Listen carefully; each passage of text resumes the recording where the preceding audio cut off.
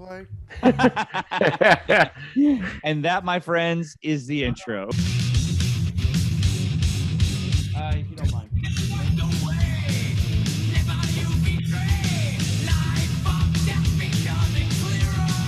We got an introduction. It's official.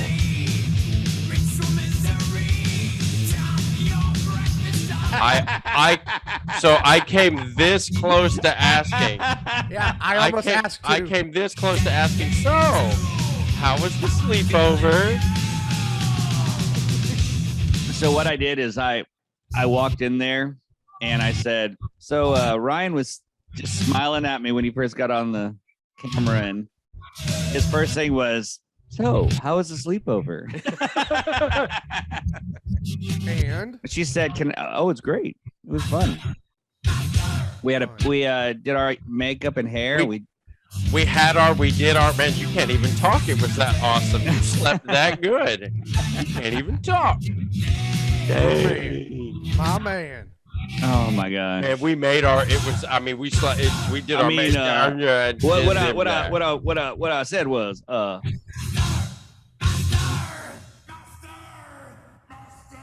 got to pause for 1 second. We got to finish the guitar solo.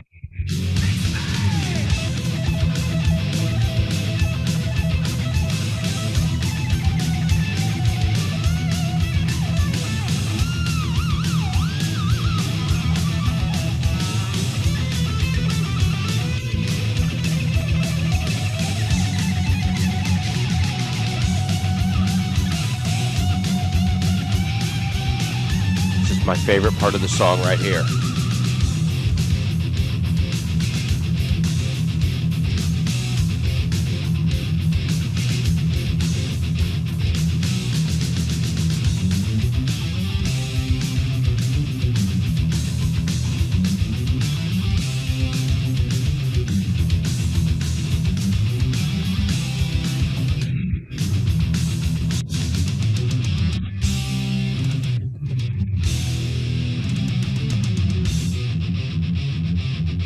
Okay, you can finish your thing.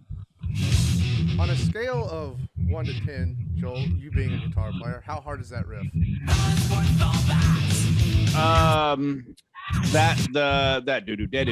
That part. The main riff of the song. It is difficult, but not too difficult, unless you play it like James Hetfield, and then it's very difficult. What do you mean, play it like James? So you can alternate pick it, and it's easier to do that way than it is the way James does it, which is all downstrokes. All downstrokes. When they say that he has probably the best right hand in metal, it's true.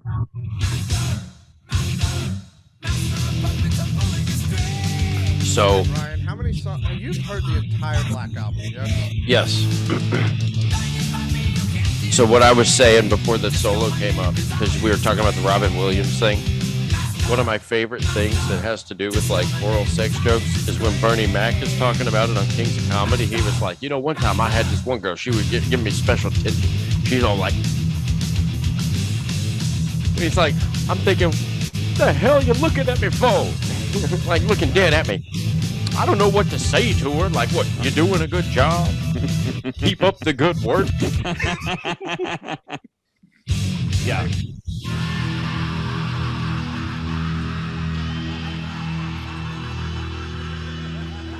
See, so when I talk about Metallica and I talk about Kirk, that is what I'm talking about. That's disappointing. Is he goes from that to the Black Album, which I love the Black Album. I love the progression. I love changing it up. Dude, but then I feel like, on that album. Huh?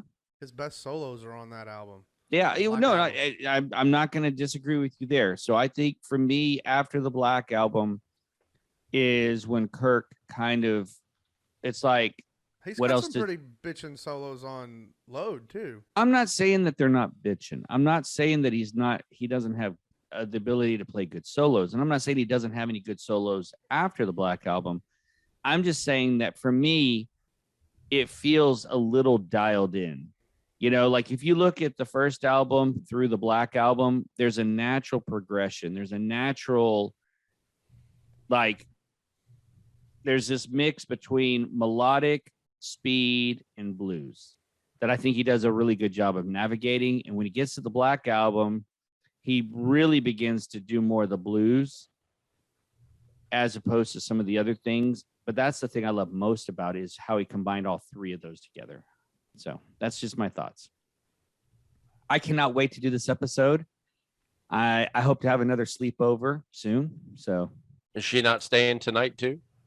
No. Why? I don't know. Well, why don't you make it worth her while? Wow. 3 minutes. Just what? Hey, look, I'm 42 years old. I'm in good shape. I'm tired. But I'm tired. My body weary. I can't do like I used to. Right? She quoted part of that the other night, and I was like, oh my gosh, you and Ryan. Oh, I love that. Man, okay, all Metallica, Black Album. We ready? I'm getting there. Hold on one second. So my understanding, other than the fact that I have this weird shadow thing happening, is that Fisher's in charge of this whole thing. This is great. I just said, y'all do your thing and get the fuck out the way. Hey, Okay. Get ready, because when we jam in on the one, like we're jamming in on the one. We're coming out hard. Hey, before we get started, Almost as hard as that sleepover. it was moderately hard. Mildly hard. Moderately. Hey, everybody. Welcome back to another episode of the UNT3 podcast, the podcast that brings you all music all the time. I'm your host, Ryan Gerfers, here with co-host. He's going to do it tonight in one take because we got something coming at you tonight. One take, Christian Fisher, and our true, he loves to be our hero. And if I had the sound clip, I'd play it. Our hero, Joel Cox, right here. So we're three best friends. When we get together, we do nothing but talk music, give each other a hard time about music. And then they try to let me know that I know nothing about music, which is kind of true. But hey, I do everything I can to stump these guys, ask them questions. We want to bring you in to this conversation. And tonight, y'all have no idea what's coming at you. This dude right here is about to hijack the whole show. I'm going to sit back and I'm just going to be the pretty face. And we're going to let this guy right here run this show, because coming at you tonight, all Metallica episode. Yeah, buddy. Right? And why are we doing an all Metallica episode? Fisher, let them know why we're doing an all Metallica episode tonight. Because as you can see, I'm wearing my Black Album t-shirt in celebration of the 30th anniversary of Metallica's self-titled album, better known as the Black Album. Amen. Yes, the Black Album. Typically what we do, if you're a first-time viewer, I'll ask these guys questions. We'll go over lists. I'll pick here's two bands, pick a corner. That's not happening tonight. Okay, if you've watched every episode up till now, this is going to be something new, because I'm about to literally let it go right here. We're going to Frozen and just let it go. So, dude, Fisher, take it away with Metallica episode. Let's go. Metallica episode. Jeez, where to start? Well, like Picture this. Sicily, 1935. Well, like I said in the intro just a few seconds ago, this is the 30th anniversary of the Black Album. It debuted at number one. It was their first album to debut at number one on the Billboard chart, August 12th, 1991. So we're a few weeks past the birthday, but that's all right. Shoot, where do I start? I'm just gonna tell you my memories of the first time, of really what got me into Metallica, and it was this album. It was a few months after it was released. It was October oh shoot, it's probably closer to the end of October. A really good friend of mine and my little group of friends, y'all know Aaron, a good friend of ours, had just recently passed away in a car accident. And we were spending a lot of time over at the Burns house. They were like the like central headquarters for our little church group. We ate dinners over there. We celebrated birthdays over there. And at this time, we mourned over there. And I remember walking upstairs to Aaron's room and opening his door. And I barely got the door open before he flings the door open, grabs me by the wrist, and yanks me in the room and says, "You've got to hear this album." And he pushes play on the tape machine, and first thing I hear is that opening intro to Inner Sandman. And we listened to, probably the first 5 or 6 songs before I even think to say, well, who is this? And he was like, okay, don't freak out. Don't get scared. This is Metallica. And okay, don't get scared. Well, in 1991, I was in 8th grade, and this was shortly after that whole Hell's Bells series of videos had made its way through the church, and the people who made it and produced it went from church to church and, preached the evils of rock and roll and more specifically heavy metal, and your children will hear and see demons and commit suicide if they listen to heavy metal music. Yeah. Right, and so the whole Judas Priest thing, all that stuff. Ozzy Osbourne, all of that. Yeah. And so, I just kind of, I took a step back and was like, are we sure we're supposed to be listening to this? And he was like, just finish the album. And so we listened to it, and I was like, play it again. And so we listened to it again. And, a couple of episodes, I made the comment about how I just wish everybody in this world could find that one song, that one artist, that one album, that one whatever as far as music is concerned that they really connect with, and they hold on to it, and it gets them through whatever they need to get through. And this album was that for me. It was, I don't know what, to this day, I'm 43 years old, and this band, this album specifically, I don't know, it hits a certain place that I can metaphorically hold it right in my hands and go, this is mine. This speaks for me. I don't mean to get deep and philosophical on this album, but this album, I learned so many things about music through this album. I learned how to listen to music through this album. There's a song, it's the next to last song on the album. It's track number 11, My Friend of Misery. I can remember, I have a very distinct memory of sitting down in Aaron's dad's office at their house, and he had this huge stereo system in his office, and it was a beautiful sound system, and it was, it was loud, and it hit you deep in, you felt the music. And we get to the tail of the song, the end, and that last solo at the end of My Friend of Misery that Kirk plays. And Aaron stopped the song and goes, I want you to listen to what James is playing behind it. And, at that point, I just listened to the song, and I listened to what everybody listens to. I was listening to the solo, right? And I was like, well, what do you mean? He goes, and he got the acoustic guitar out, and he played it. And he said, so listen for that in the song. So he played it again, and it got to that part in the song, and it like blew doors open for me. I was like, whoa. And so then what he did was he got his dad's headphone out and he plugged it in the stereos. Now listen to it through the headphones. It was a world changer for me. And, this was the album. Everybody does this. They grow up listening to their parents' music. And this was the first album that I was like, this is my music. This is not my parents' music. This is my music. Yeah. And this is, you know, and so what it did, it caused me to, the next album I went out and got by them was Master of Puppets, and just did a deep dive into Master of Puppets. And I'd always kind of had an awareness of Metallica.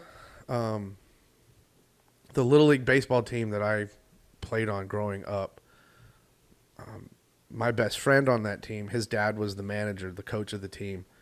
And he would, when we would practice, he'd pull his truck up on the field and open up the doors and play music for us to listen to while we were warming up. And this was before the Black Album came out, so the most recent album was Injustice for All.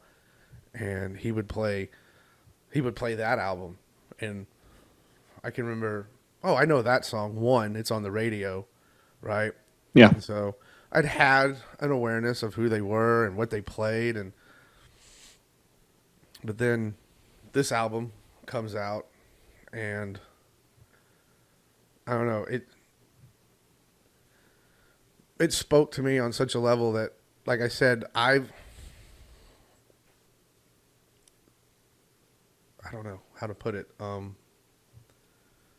They became my band, right? Like, and every kid does this too. They fantasize being the guy up on stage, playing the guitar, or playing the drums, or whatever. And those are the songs I fantasized playing. And what if I had been the one to write it, and all of that kind of stuff. So, I could go on and on and on about this album. I could go track by track, and just what this specific song means to me. But the highlights of that album for me are obviously Inner Sandman, right? It's the first single that came out. It's the one that just blew the doors open and announced to the world, hey, here we are. And then the next track after that, which is my favorite on the album, Sad But True. I've made reference to this in earlier podcasts, but being 13 years old, listening to that song, and it just feels, at least for me anyway, it just got this, I don't know, this primal guttural feeling. Like, the only thing I could describe that song by at that age was, it's my power song, right? It's so heavy, it's so powerful.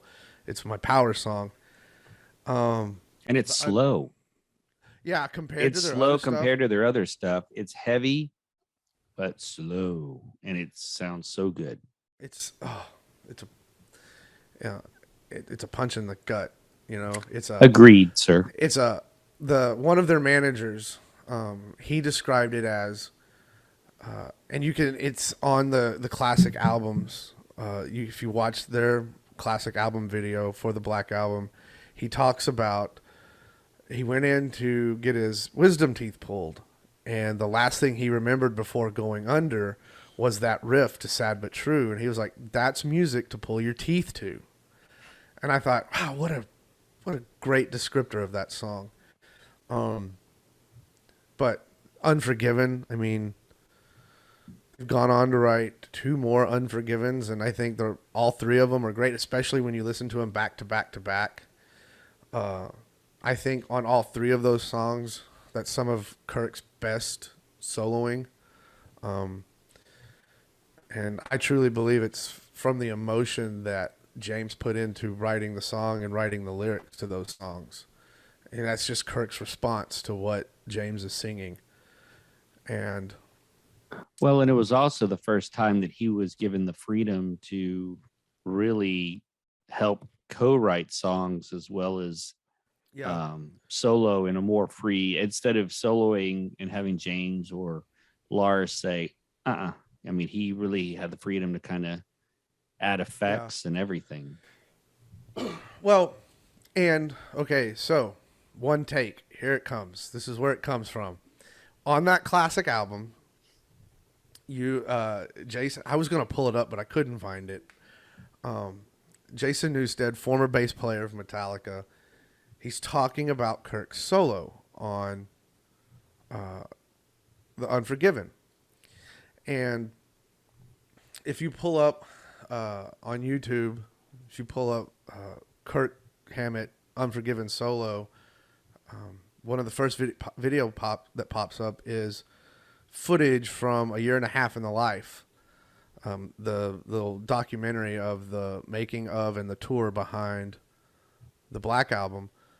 And you see Bob Rock, the producer of that album, pushing Kirk, like, come on, guitar player of the year, show us what you got, you know? And Jason's talking about, you know, Kirk's going, I can do it. And Bob's like, okay, prove it. And finally, Kirk just busts out this solo, and Jason goes, that's the one that's on the record. One take. Just, that's the one that's on the record. Yeah. And so that's the origin of One Take. And if you really want why the guys give me a hard time about it, when we worked together, my enthusiasm for the band was just so big. I was like, hey, you guys know he played this solo in one take, and then they gave me shit about it for the next 15 years. Well, so what ends up happening is every single Metallica song and every single Metallica solo from then on out was done in one take. or it was, hey, was this the one he did one take? Yeah. And then of course you would get so mad. You'd be like, no. And then we're like, we know. But another standout song on that album to me, this might be a little controversial, but it's The God That Failed. And I remember for the longest time growing up, I would skip that song just because of my religious beliefs, and never really understanding and thinking about why James would write that song. Right? I knew from very on, just from my obsession with the band and trying to find out everything I could about the band, I knew early on that James's mother passed away from cancer when he was 13. And he grew up a Christian Scientist. And for those of you that don't know anything about Christian Scientists, they don't believe in doctors, they don't believe in medicine, and they believe faith will heal you. And if you don't get healed, it's because you didn't have enough faith. And then a year ago, maybe less than that, one of the channels I shouted out, the pastor reacts. He's a youth pastor. He reacts to heavy metal and rock music, and he gives the biblical response to the lyrics. And what he said was just, when he heard the song and he read the lyrics and he listened to it, was all he understood why James would write that. And of course, the God of a Christian Scientist, of course he failed, because that's not the God of the Bible. Mm-hmm. And then he reacted to he reacted to Judith, a Perfect Circle song. Mm-hmm. And I kind of tied those in together because he was like, I hear the pain and the anger in his voice. And that was James. That was his getting his pain, his anger, his what out about his mother's passing. And so I look at it a little different now. Obviously, I don't agree with what he's saying in the song, but I have a deeper understanding now and why he would write it and why he felt that way. And then the final standout song to me on that album is My Friend of Misery. It's the one song on the album that Jason Newsted has a writing credit on, and he intended it to be the next instrumental. And they just ended up putting lyrics to it. And I think next to maybe The Unforgiven, that the solos on that song, My Friend of Misery, are some of Kirk's best work. Again, to me, this is just how I filter and interpret the song. It's what he's playing as far as a solo is in direct response to the words and the music that James wrote for that song. I like that album because that's what that album to me really symbolizes. It's the ebb and flow of, I play this, okay, now I do this in response, and now it's this in response to that. And I think a lot of that has to do with how Bob produced the album. He put all four of them in a room to record the drum track, so it just wasn't James and Lars. And so you got the other two in there to give a. Lars got to respond to everybody, not just James. Yeah. And so I like when they talk about the first couple of meetings they had with Bob, because at first they just wanted Bob to mix and master the album. And then he saw him live on the Justice Tour, and he was like, I'm not really interested in just mixing it. I want to produce it. And his first meeting with him, he sat down and he goes, I don't believe you've ever captured on record what you do live. And the guys in the band were like, excuse me? Okay, fine. And they stepped up to the challenge. Mm-hmm. So again, a response to a call, like a call and response type of thing. Bob put out the call, they responded. And what you got was the Black Album. There you go. So let me ask this question. Because I think it's safe to say that if somebody has never heard of Metallica before, this might be the album that you have them listen to first. Is that safe to say? Yeah, I would. You know, a lot of people might point to Master of Puppets or one of their earlier albums. But if it's somebody who hasn't heard of them, it's probably because they listen to a lot of mainstream music. And one of the criticisms of this album was Metallica went more mainstream. And if you listen to any interview they ever do about this album and the podcast that is in celebration of this album, they all will say there came a point on the Justice Tour where they would be playing the song in Justice for All, and they would look out into the crowd and they would see people yawning or looking up at the rafters. They just weren't really engaged because everything on, really starting with Ride the Lightning, going all the way through Master of Puppets, just got longer and longer and more progressive and more it got ridiculous in their minds. And so they came off stage. Kirk is famous for saying this. They came off stage and he looking at him going, we're never fucking playing that song again. Because it's just so long. And so they went into the studio for the recording of the Black Album with the mindset, we're going to write shorter songs, more direct to the point songs. And unfortunately, for some, that was interpreted as going more mainstream. And Gotcha. the fact that they had the producer who just produced Motley Crue's Dr. Feelgood. And so, you know, little animosity there. Oh, it's Bob Rock's fault. If Cliff was in the band, they never would have done that album. And then really when Load and Reload came out, then you really heard if Cliff was still alive, they would have never done that. And to a man in that band, they were like, if Cliff was still in the band, we probably would have done those records earlier.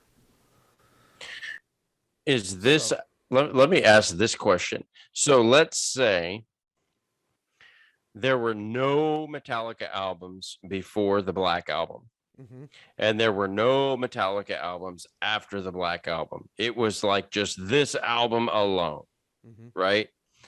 Is this album good enough as a whole to get them into the Rock and Roll Hall of Fame?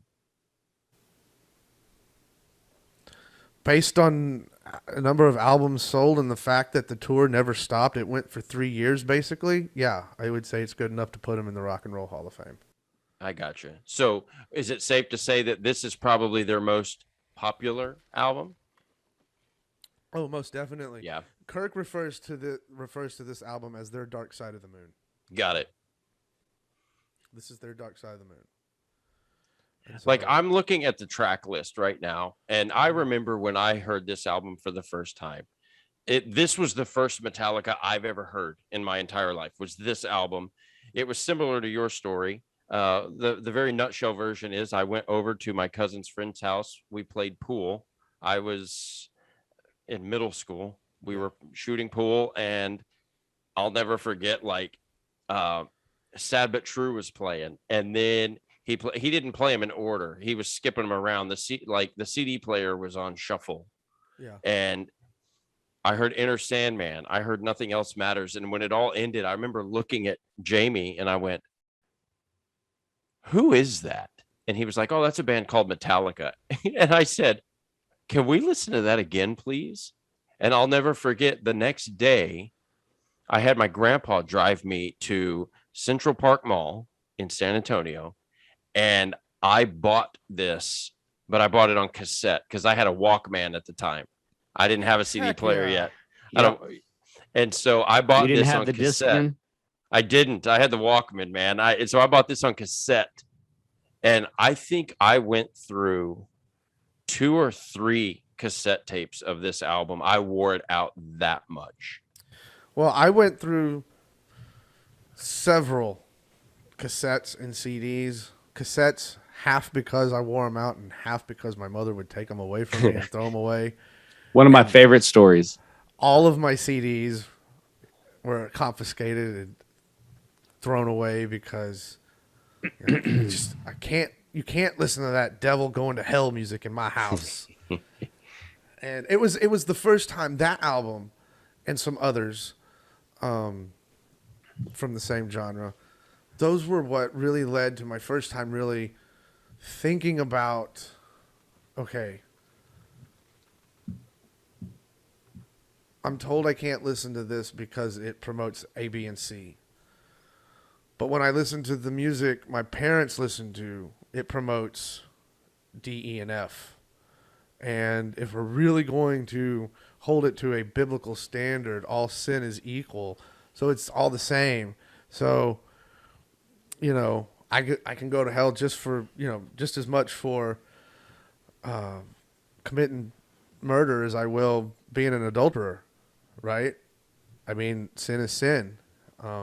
It's all about your heart and repenting and things of that nature. But it really led to the first time me standing up for something with, at that time my parents and being like, look, how about the Rolling Stones song "Sympathy for the Devil"? Come on. I mean, I don't know. This album opened up a lot of stuff for me, and it was the first time I've really. We posted a question on Facebook a few months ago about what's the one song, or I think it was what's the one song that brings you to tears every time you hear it, or something to that effect. This album was that for me. It was the first time I listened to a piece of music and it hit me so deep that my only reaction to it was to shed tears. And not because I was sad or depressed, but that's the only response my body could have to the music. Yeah. So, dude, so you talk about feelings and it drumming up feelings. I'm not going to play a whole lot because we can't, because it's Metallica and they're going to yeah. But dude, I'm going to play you real quick, just the snippet. It's an opening of one of the tracks. You'll know exactly what it is when I play it. Dude, every time I hear this, I get freaking goosebumps, dude. And this, this is a first for me. This is the first time I'm ever going to be listening to this in headphones. Oh, so this is going to be kind of cool. So I'm just going to hit it. Here we go. Nice.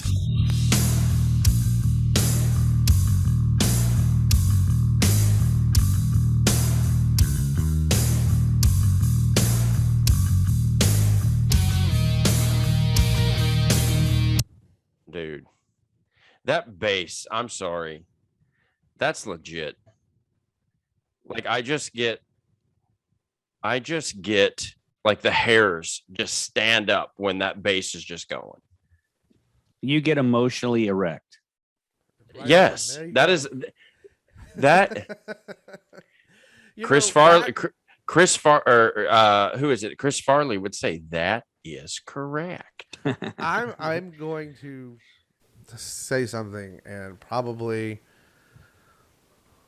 get at least a raised eyebrow from it, maybe one or both of you, and people may or may not say something in the comments about it. But I think for the band Metallica, Jason Newsted was their best bass player. I have no opinion on that. For me, Jason Newsted was always my favorite, but that's where I really learned about them was Jason Newsted. So, and I love Cliff, and Cliff brought, I mean, he obviously brought the classical element that made Metallica what it is.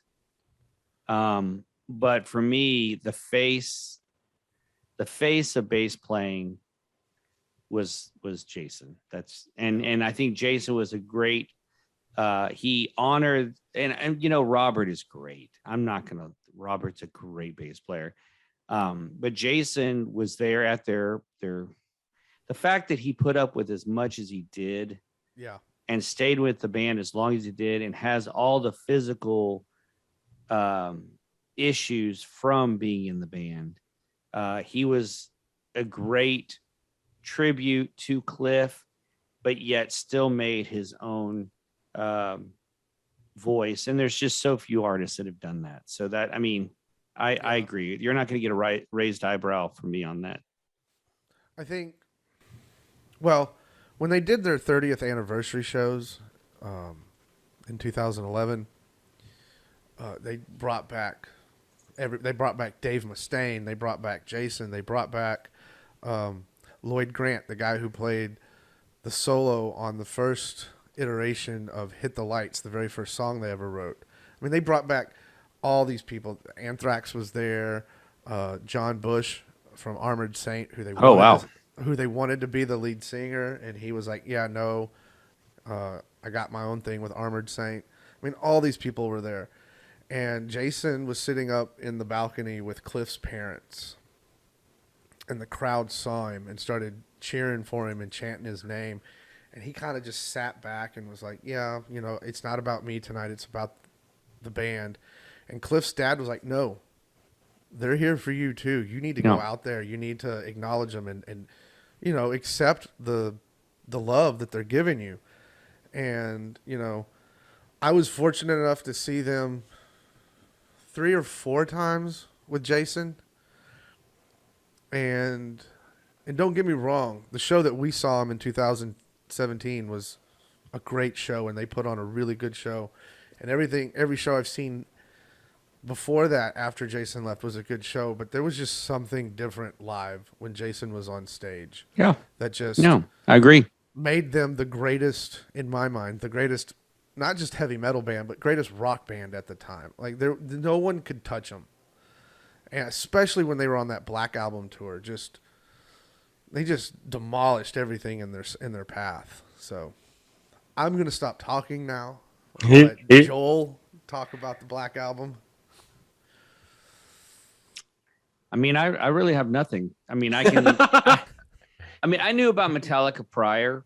I was introduced in Metallica through Master of Puppets, and I knew who they were. And of course, I'm kind of like with Ryan. I was told that I started with Fisher, that it was scary and Satan and all that stuff. And but for me, I lived in Australia, and I was befriended by a gentleman named Andrew Portia, and he was a huge Metallica fan.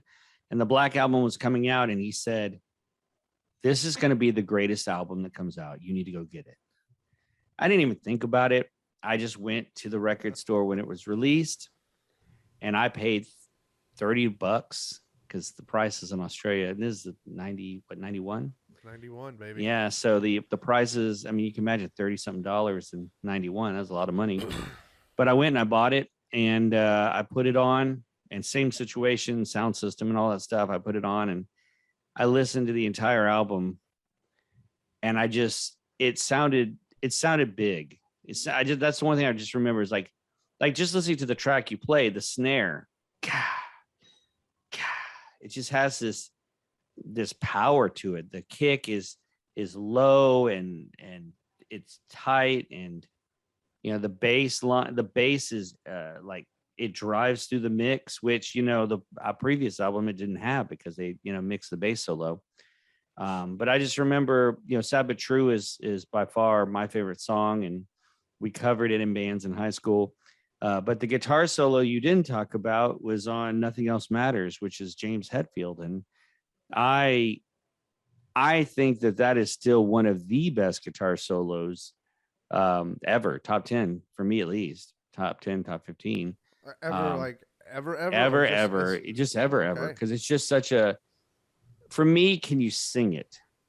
You know, can you sing that guitar? Yeah. And that's what I think most guitar players, when they're playing a solo, they want it to where you memorize it, you know, and you could sing along to it.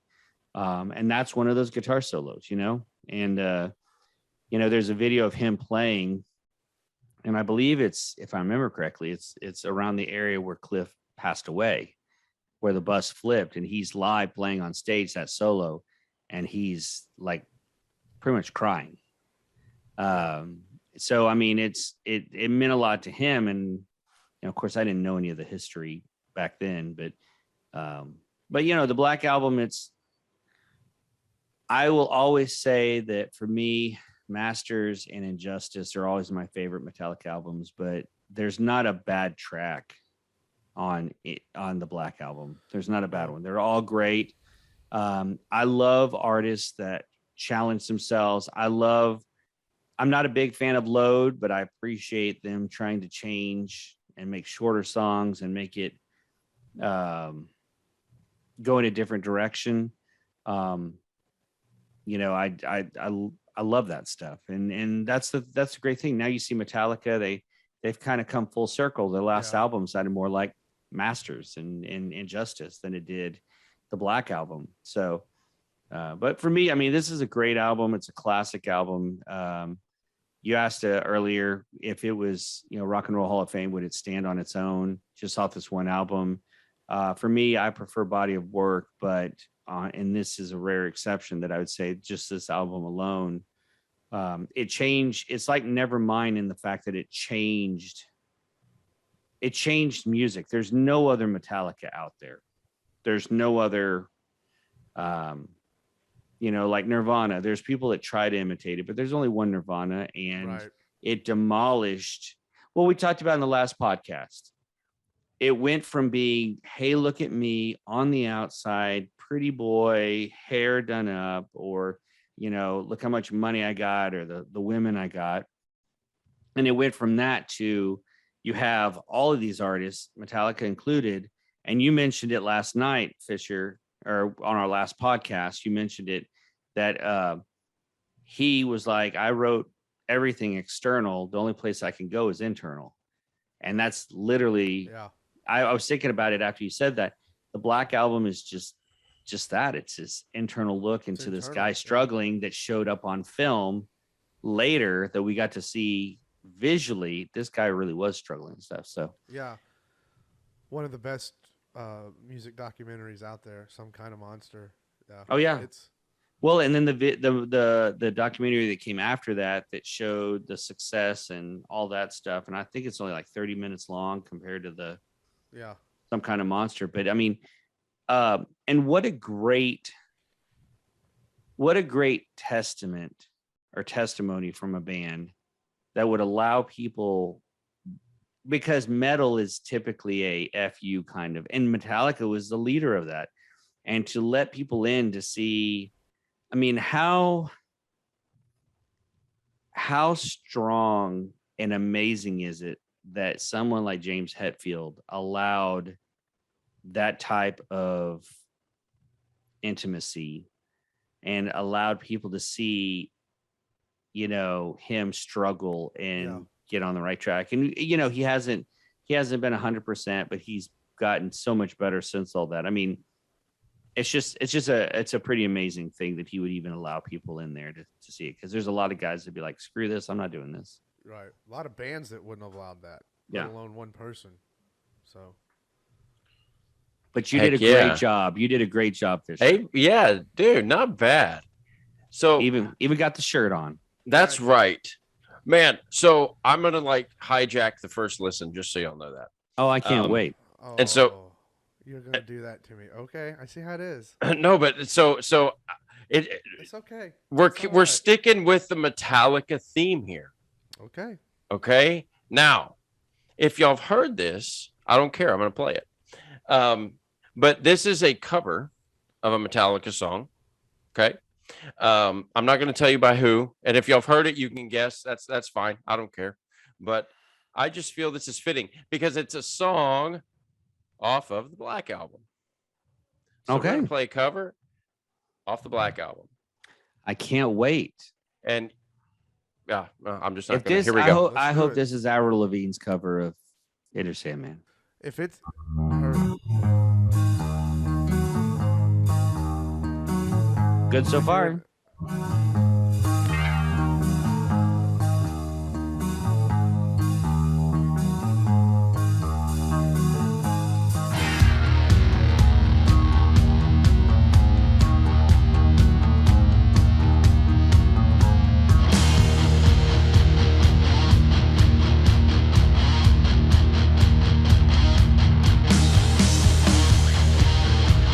I hope this is Lady Gaga. Sum 41.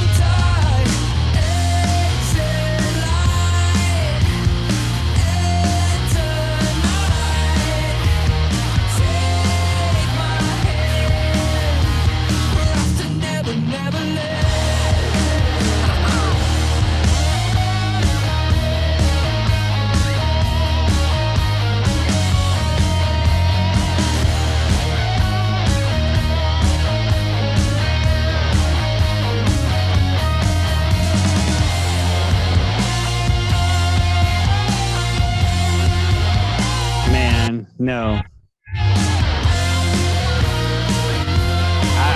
I was bought in until that part.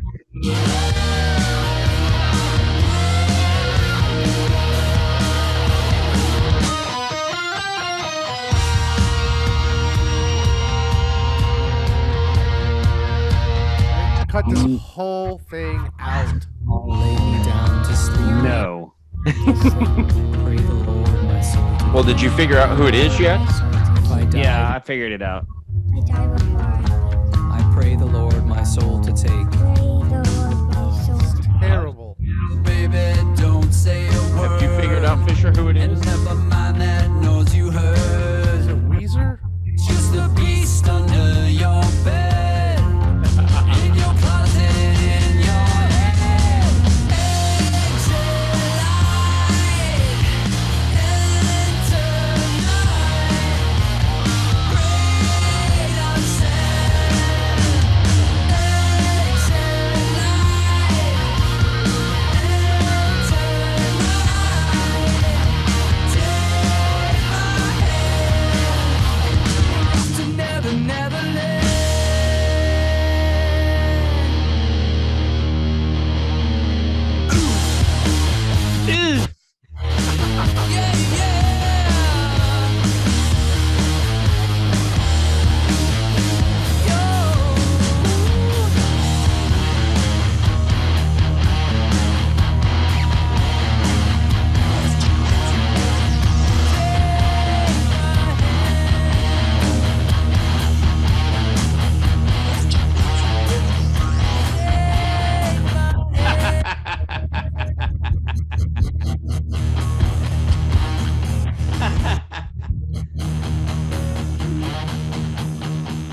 say you edit this whole thing out and let me do the first listen. No, we're keeping that in. That needs to No. that rivals something as bad as I played. So. No, so here's the That thing. was flipping terrible. Well, but here's the follow up. That- Before that y'all was get no that follow-up boy in was- before y'all that boy before good. y'all- He good and terrible. before y'all rip it apart, which you should, that just goes to show you why there's only one Metallica. No, don't try and justify the playing that weak ass song that you Oh just no, played. see?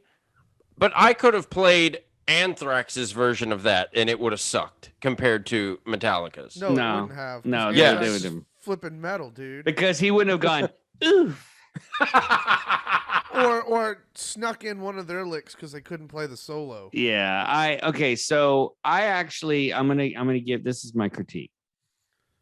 I wasn't that down on it. I thought it was a fun tribute. I figured out kind of midway through who it was. However, if you are going to play a song like that and you're going to stick like the original, like that's what they were doing. They were pretty much playing the Yes. original. I mean, they even had the prayer and all that stuff. Then you need to stick with it the whole way through. And when they got to the point with the guitar solo, I was like, yeah, that I just checked out. And then, oof. I mean, I just no. So, I mean, is it would I go out and listen to that Fucking again? weak sauce. No, I wouldn't listen to that. If I was going to listen to a Weezer cover, there's several other ones, but this is just for me. That was Yeah, that was bad. their cover of Subterranean Homesick Alien. Yeah, by or Radiohead is Africa. They did a yeah. great job with Africa. I mean, yeah, this was a misstep. And our ears and our audience is worse for listening to this. So. That was worse than I Gotta Pee. Oh, Wow. Oh, thank you. And keep in mind, I did not play that to get y'all's approval. I played that to prove, for real. I'm just, That's what I say when I play my first Boy, listens too. Dude, You look, know, look So- at backpedaling. Look at no, him not at all. backpedaling. No, for real. I knew. Here's the thing. I knew when I played that you would not like it. I knew that for a So fact. why the hell would you do that? because it's like I played that I Gotta Pee. I knew y'all were gonna hate it, but because it's here's the fun. thing. It's all No, it's about not fun. it's all about reaction. Yeah, And that it's is all true. about reaction, and it's all about right. God, Like- the last time I spill my guts and pour out my emotions on a podcast. Jeez. You know what? There's no rules at this. There's no rules with this show at all. Christian, play your song. Yeah, let's do it. Play my now- song. There's no rules. Now play I'm your curious. But all I know is if your song sucks, we're totally giving you shit about it. So song. Well, because wait, I don't want to do that. Go We ahead. can only go up from Weezer covering Inner Sandman. I don't know. Okay. It wasn't that bad. So It wasn't that good either. my thought was, since we're talking about the Black Album, I would do a first listen from the Black Album tour. My favorite song on the Black Album, Okay. Sad But True, live in San Diego. Okay. Bada bing, bada boom. Okay. But true.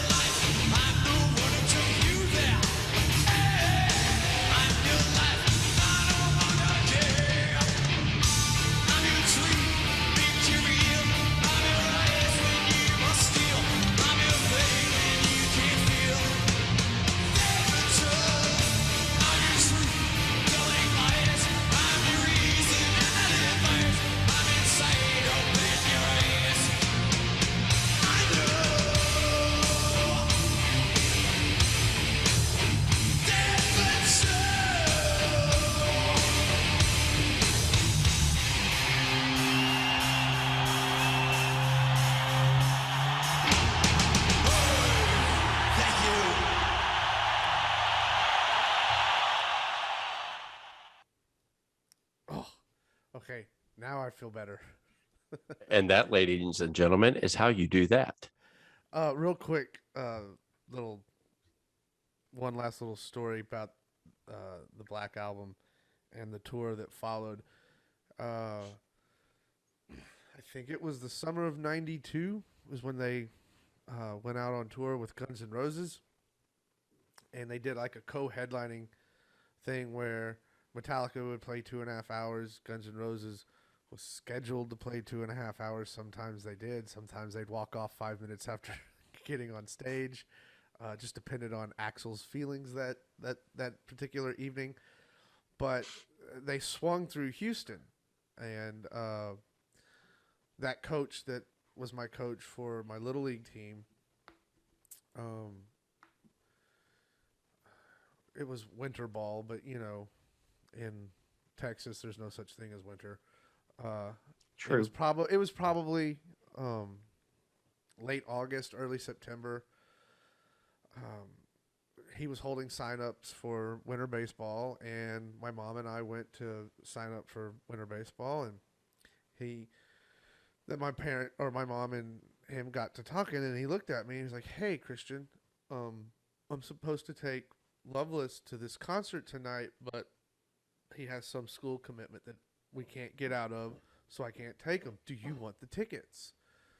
And I was like, I don't know, who is it? And he was like, Metallica and Guns N' Roses. And before I could just be like, yes, please, my mom interjected, and he doesn't listen to that kind of music.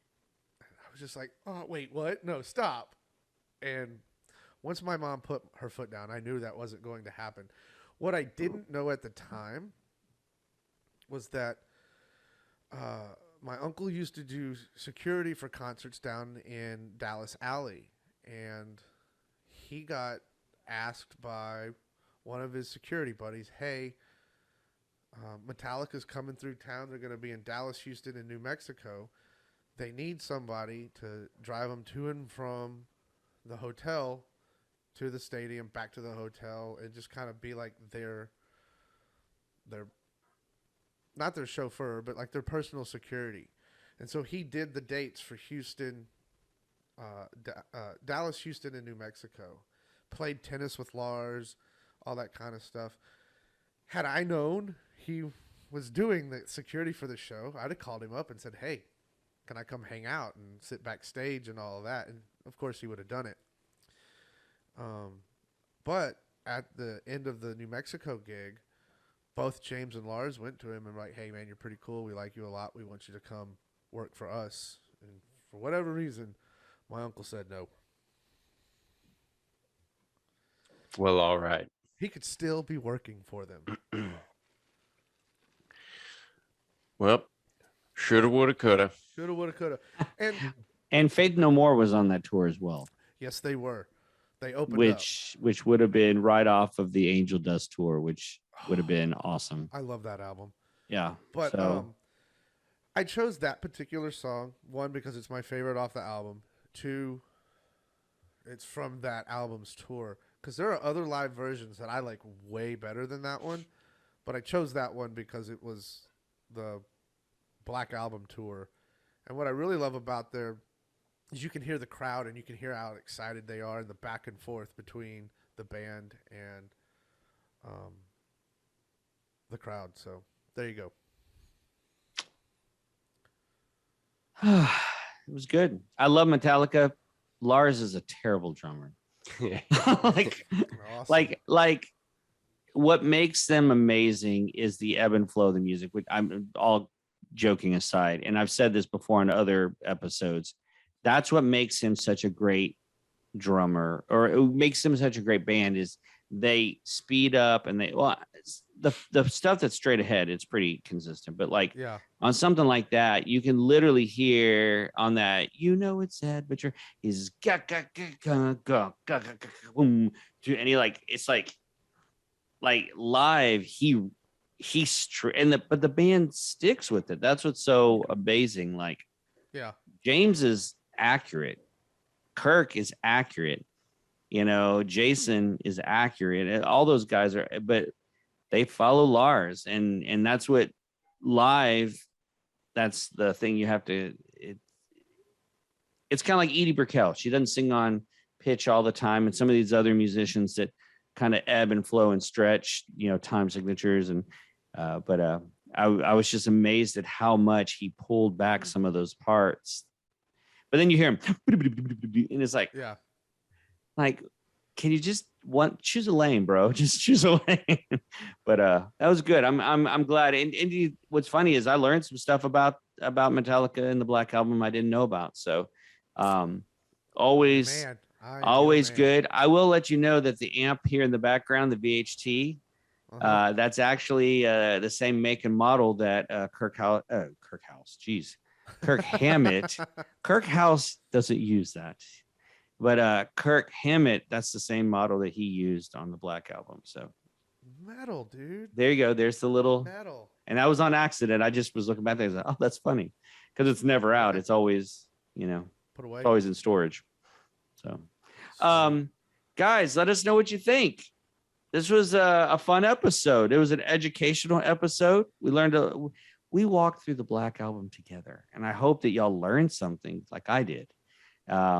But I hate to throw it back to you because you carried the load I just feel like I'm sitting back here. I got my wine. It's been great. On. But do you have hopefully you have a Metallica podcast or something that we can check out that's as equal to the Anthrax one that I keep plugging.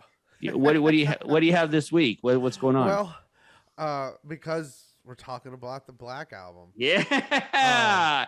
I didn't even know. Look at that. Yeah, look at that. That's because we've known each other so long. We're just simpatico, right? Oh, I'd scary some of the things that we know about each other. Right. Well, since we've been talking about the Black Album, I'm going to direct you straight to their YouTube channel, Metallica, and every single one of their music videos they've ever made is on the channel. Tons and tons of live shows are on the channel. If you really want to get a sense of who they are as a band, watch their live videos. Yeah. They have, and anybody who, more so the bands that they grew up with, they always talk about like Metallica are the ultimate road band. The type of music that they play, to play as many live shows as they've played, you just don't see it. And so I'm talking about, they have videos from their very first tour on the Kill 'Em All album to their latest album, Hardwired to Self-Destruct, and anything in between. Lots of, since this is the 30th anniversary, they're doing the podcast, but other anniversaries that they've talked about and done special videos for were And Justice for All and Master of Puppets.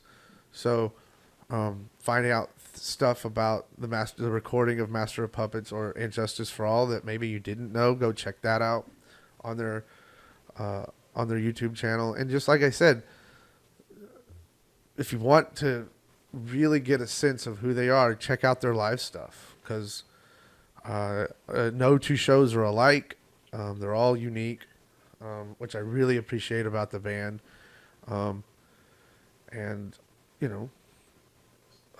I can't say enough good things about, not just because they're my favorite band, but you can tell when you see their shows just how much work they put into giving a good show.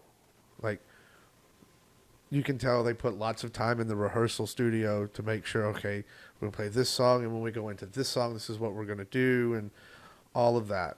Watch their their tuning room videos, the stuff they do and what they talk about before they go on stage. It's like, if you're in a band especially, you could learn a lot from their dedication to minutes of preparation. Yeah. Well, or check the video out where they have the fan that gets to play bass with them, which is so much fun. As a musician, I can only imagine having the opportunity to play. And I'm going to pull an audible real quick, because Speaking of the YouTube, you always talk about the bass solo every time we get together, and I forget what it's. I know the name of the bass solo, but what is the YouTube video you always point to when we all get together? And I believe it's Jason playing the bass. What is the one that you always, the live version that you're like, you have to check it out? That bass solo, his bass solo on the Cunning Stunts video. It's the live concert movie of the Load tour that they filmed in Fort Worth, actually, at the Fort Worth Convention Center when that thing was still around. Wow. I saw them on that tour, but I saw them in Houston. I didn't see them in Fort Worth. Our friends Nate and Chuck saw them, and one of the things they did on that video one of the things they did on that video that was unique was there were 3 or 4 songs where on the DVD you could pick a Jason cam, a Kirk cam, a James cam, or a Lars cam and watch the entire song just them. And so what they would do at those shows is they would play those songs twice. And I remember talking to Nate and Chuck about it, and they were like, yeah, they played these 3 or 4 songs twice. Nobody knew why. And then a few months later, out comes the DVD. But that bass solo is, I don't know, it's further proof of why I think Jason was the best bass player for the band. But the second channel I have on YouTube, it's a channel. It's a self-titled channel by a guy named Stuart Kerwin, and I think I may have mentioned him before. Maybe not his channel, but his documentary documentary of the making or the story of Master of Puppets. It's called Hypnotizing Power, the story of Master of Puppets. And what he really did was he just took tons and tons of interviews that the band did going back to the days of Master of Puppets and pieced them together song by song. It goes song by song. He gives a little bit of history of, what was going on in the band at that time. And, but it's worth a watch. So check that out. Stuart Kerwin, Hypnotizing Power, the story of Master of Puppets. I know what I'm doing right after this. Man, so when y'all go to the Stuart Kerwin page, drop a comment and let that person know that we sent you. Yeah. So when Christian shouts these out, let these people know when you go to their page. If you visit their page, say, hey, the UNT3 are the one that put us on to you. Like, give them a comment there. We want our fellow YouTube channelers to know that we're out here sending them peeps. And maybe they can return the favor and send us some people as well. So let them know that UNT3 sent you. This was fun. I enjoyed, even if the Weezer cover sucked. It's okay, but hey, we've got a lot of cool stuff. We've got more albums turning 30 coming your way. MTV's turning 40. Before the end of 2021, we are going to have an all Not Called Common show. Oh, okay. And so we are going to do everything we can to get. Wait to talk about that. We're going to do it. And here's the deal. That might have to be a 2 or 3 part episode because we can talk for months about that band, but we will try to do our best to get band members to join us and just kind of give their, 2 cents on, memories, songs, all that. I know a little bit about Not Called Common. Just a little bit. I would hope so. Just a little bit. So we will, that'll be coming at you. Some weight to wear that t-shirt. That'll be coming y'all's way before the end of 2021. We will make that happen. But until then, keep living, keep loving, keep listening, and as always, keep rocking. Good show, fellas. Man, good show, Fisher. I just got to sat. Whoa, geez. I got to not speak, obviously.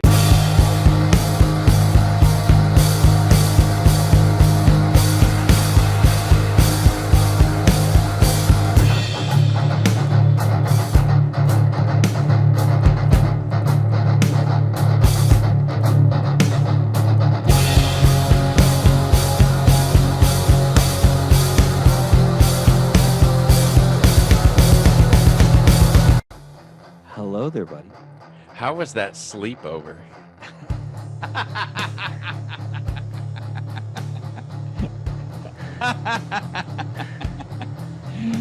It was great. I slept like I bet you did. On the one. Joel's gonna choke his chicken while we do this episode. And the fact that it's a rainbow chicken, I'm just saying. Look, we're all inclusive on this show. We don't discriminate against nothing. But rainbow chickens, really? Well, Ireland got this at Walmart for Gretchen, and luckily she took the squeaker out. But I was on a demo this morning, and all of a sudden I hear, it is like underneath the bed. There's nothing I can do.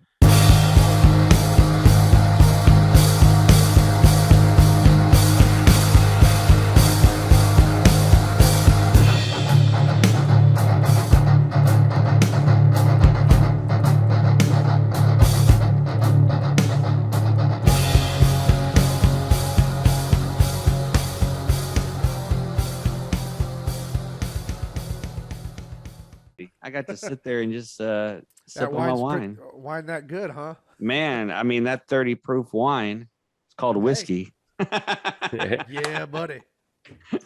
We'll go good have job, man. Yeah, it was good. We'll go have sleepover number 2. I've got to go take Anna to get her car, so y'all have fun.